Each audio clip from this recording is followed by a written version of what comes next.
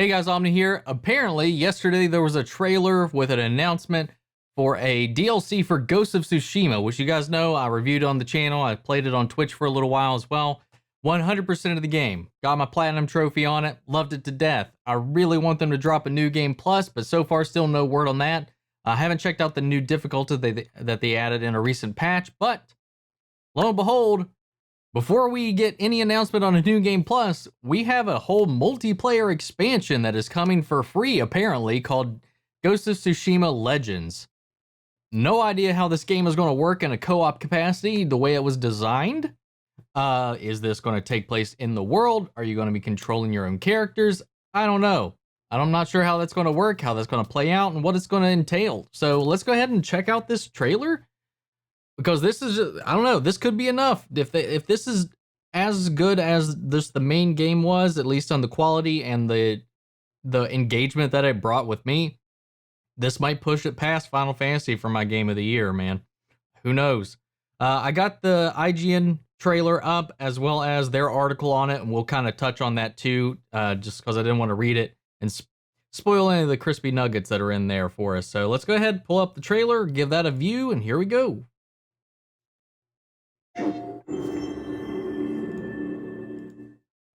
Let me get the audio in the right place. There we go.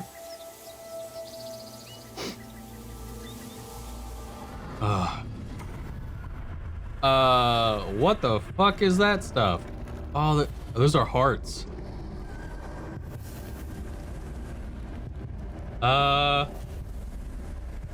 Is this symbolic, or are we actually getting into some supernatural shit?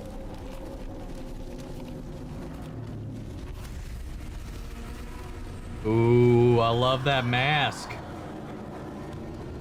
An archer, a ronin, a samurai, and thief, ghost, assassin. We got 4 people.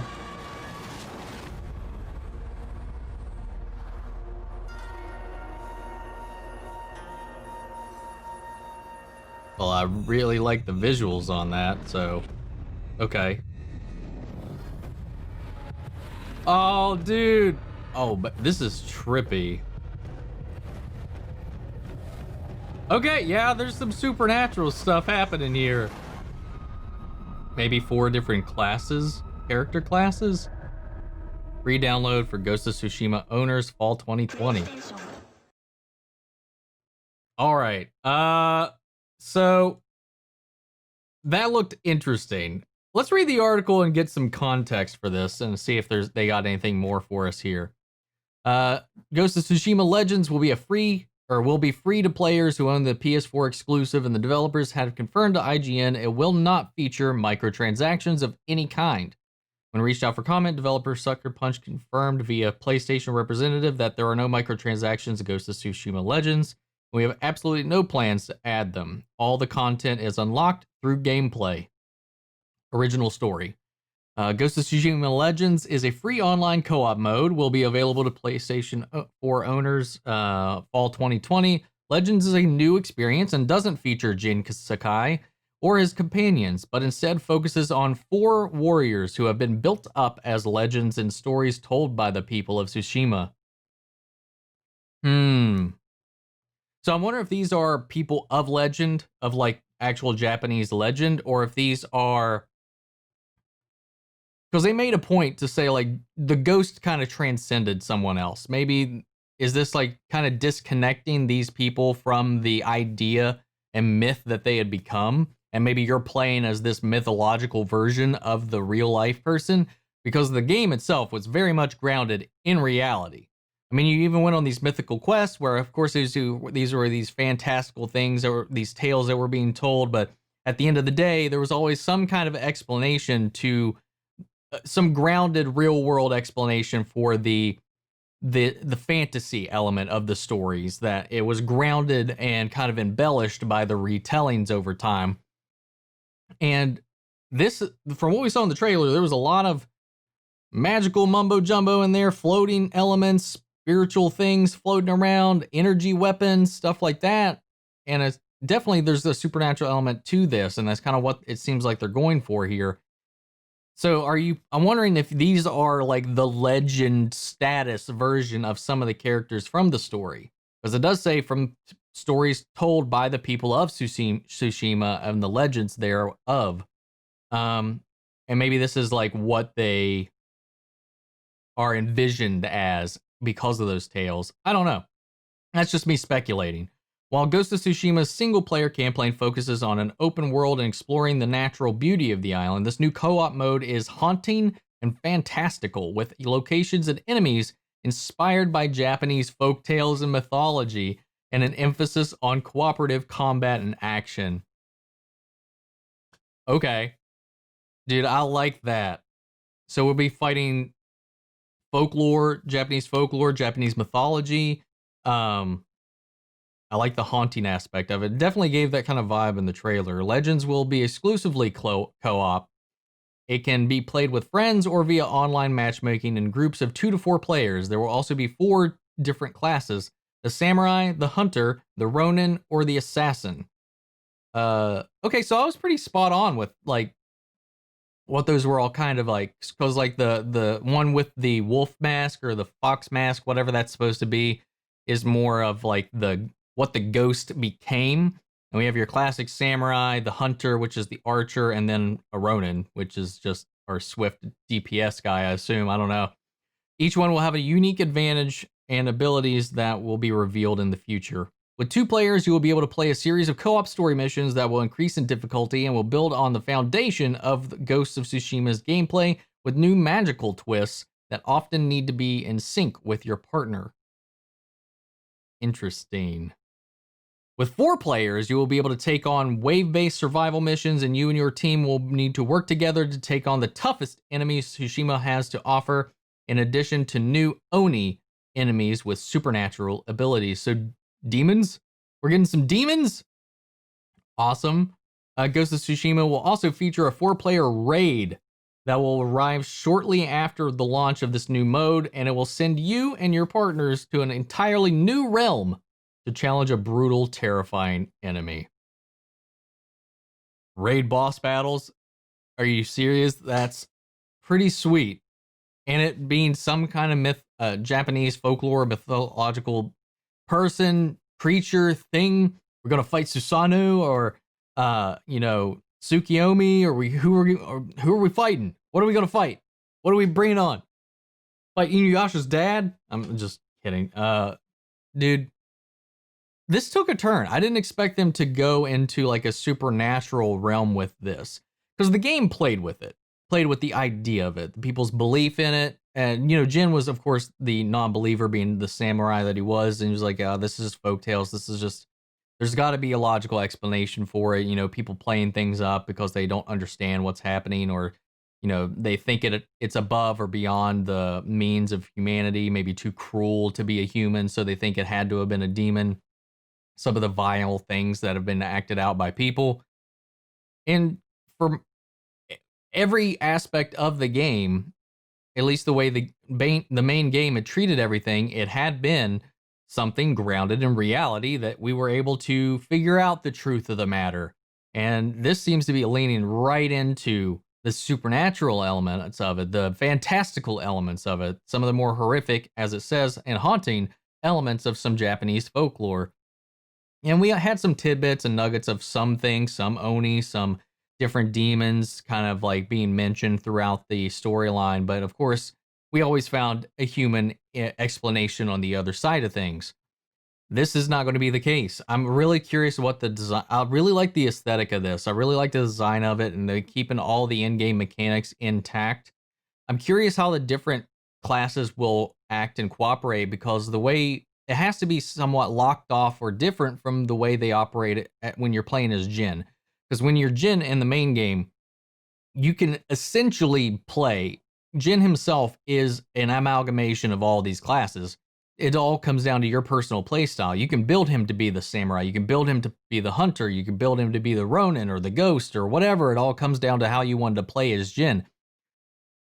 And to kind of supplement that gameplay in breaking it apart into 4 different people, there's going to be some things that obviously each of these classes is going to be more geared towards, and some things that maybe Jin could do or you could do in the main game that this character, if you choose it, won't be able to do in this co-op mode. And I'm really interested to see how that plays out. And there's magical abilities that you can pull off with some of these characters. We did see like an instance of the archer using like a light bow. The arrow turned into a beam and you just shot this like laser thing. And I'm curious to see like how each of them has these different special abilities. And like I said, it's got a really interesting aesthetic to this world that you're in. It looks like a Tsushima, but it's like torn, twisted, broken. It reminds me a little bit of like I can't remember what it's called right now, but like the in-between world of that the Hive travel in Destiny, or the Taken travel in, that world in between, the Dark Realm or whatever it is. I can't remember what it's called right now. It's been a while since I've played Destiny, but the way it's like kind of distorted, broken apart, things are floating everywhere, and you're just like kind of like hints of reality still left and broken in between. I like that visual. It looks awesome. I'm hyped up. The fact that they're, again, this because of corporations getting as greedy as they have needed to be, I haven't always been frowned upon microtransactions as long as it stayed like aesthetic. I do think that you need to unlock. There should still be cool things that you can unlock just by playing the game. If there's something fancy, it gives you like a vanity glow or some weird animation or something like that, and you want to charge a couple dollars for it, it's never really bothered me all that much because it's not going to affect the game or my ability to play the game to not have that item. But it's been abused so much here in the past that I like how it's just has to be a selling point. Anytime you have a multiplayer game that, no, don't worry, we're not going to overload this with microtransactions or not include it at all. And the fact that this is going to be a free expansion is just another kicker. I'm just wondering how much support they're going to keep for this game going out into the future, because they already announced that they were planning on maybe moving forward with a Ghost of Tsushima 2 as well. I mean, the game rocked the socks off of the sales, the reception. I loved it to death. Every day I kind of have an itch to go back and play it more. I've just not had the time to do so. I do want to play through it again. Just the way you could customize your character, the stats, play the way you want to play, look, for the most part, look the way you want to look with some of the armor sets and different things you could do with Jin. It was a lot of fun. And to build this out, I'm wondering how customizable your own character is going to be. Obviously, they said there's things that you can unlock from playing the game just itself. I hope you can customize their look, their tone, the masks they wear, maybe the visuals of their weapons, the armor, and all that stuff. That'll be a lot of fun. I don't know if it'll be a create a character, anything like that, or if you're taking control of set avatars and then you get to dress them up. I don't know, but I'm sure we're going to learn a lot more, because this is just soon after the game really came out. I felt like this is something we would hear about maybe a little bit later. I'm a little surprised by this, to be honest, but it looks fun. It looks awesome. If they have the same quality of game and they are using the same game engine, we saw it in there with the grappling hooks and the way the characters are moving and all of that. A lot of the building is already there and done, so I'm sure they can knock this out. I had very minimal bugs with the game on just its base playthrough. I had 2 instances of a weird glitch, and it was just with a weird animation. One of them killed me, but still, the other one didn't disrupt anything really. So I think this game, like, as long as it's got stable servers, the fact that you can't do it alone, I do find it slightly bothersome, because you do kind of have to. It is forcing you to cooperate with other people, and that's kind of the point. But I don't know. If there was a way to do it with like AI, I would think that would be a lot of fun too. But of course, maybe not so much the giant, huge raid thing at the end. That should definitely force you to work with other players. But this has me hyped up and excited, man.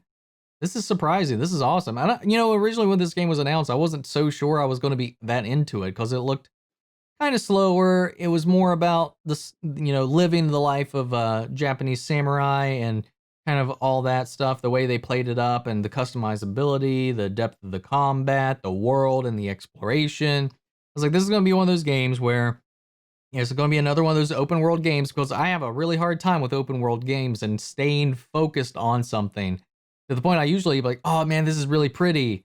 then I just kind of get lost in the world and I don't follow the story. I don't finish the missions and I just end up losing track of the game itself and moving on to something else. But this one zoned me in on everything. I 100% in this game. And I think this is testament to how easy it was to get immersed in this game compared to a lot of other open world games that I've played. It helps that it's a Japanese setting and I love Japanese culture, the samurai, ninja, you know, this whole era that this game is steeped in and the mythology of it too, which is going to be awesome to explore with this. So there's a lot of excitement to come with this. I love this game. I loved it so much. I will be here for that. So what did you guys think? Did you play Ghost of Tsushima? Are you interested in this announcement? Let me know. Let's carry on the conversation after the video down in the comments, and I'll catch you guys in the next video. Take care, everybody.